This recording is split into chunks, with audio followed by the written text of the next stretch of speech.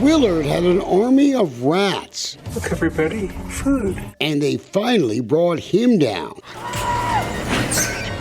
And in Kemah, it looks like the rats may have finally brought down Matt Wiggins. How are we presenting ourselves to have a board member that maintains his properties that look like they do? I just got to answer the people that have brought it to my attention over and over and over again for the last 2 years. You're about to watch a political earthquake down in Kemah. And with that, I'll make a motion to remove Matt Wiggins immediately from KCBC. I have a question. We've called Matt Wiggins the king of Kemah, argued someone who owns so much property in the entertainment district should never be on the powerful government panel that develops the place. Finally, someone on Kemah City Council said something. Several board members and several people in the town feel like it's a conflict of interest for him to be on the board when we're fixing to do a project with his property being included. The city of Kemah wants to close down the popular 6th Street in Kemah to cars permanently. And boy, is that controversial.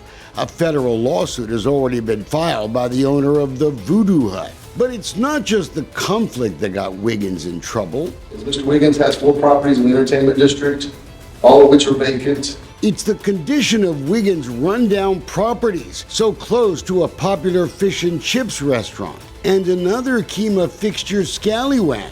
You go back and look at the mission statement that's posted on the website. The first sentence says, the purpose of the corporation is to encourage the retention of business enterprises within the city of Kemah. Wiggins has a history of owning eyesores. He let the old ZZ Top mansion in San Leon go downhill. And in Clinton, Mississippi, his crappy buildings were ruining downtown. That's kind of the way he, tries to skirt around things. Apparently he's been pretty successful at it. What happens when you leave a bunch of trash in a building? You guessed it, Scallywag has a rat problem. And the owners say the rats are coming from Wiggins' place. They'll do anything I tell them. Well, then tell them to get the out of my office. Scallywags has a rat problem, and you're saying it's not political retribution to remove a board member that owns property, adjacent property, to where someone's having a rat problem.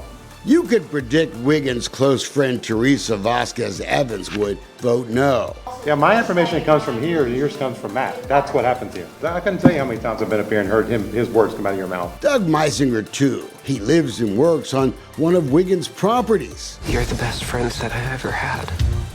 But the vote was 3-2 to fire Matt Wiggins. Not in the history of our town have we ever called out one person on the board to remove them. What part of your fire don't you understand? No, this isn't the first time Wiggins has been booted out of Kemah government, which speaks volumes about his influence over this tourist town. Wiggins has other trouble too. A Texas appeals court has just paved the way for a defamation lawsuit against him to continue. It was filed by former Mayor Carl Joyner over that false billboard Wiggins erected high over town. I've been president 4 or 5 times. I've probably been appointed 10 times. And this will be my 4th removal by council. It's been a bad day.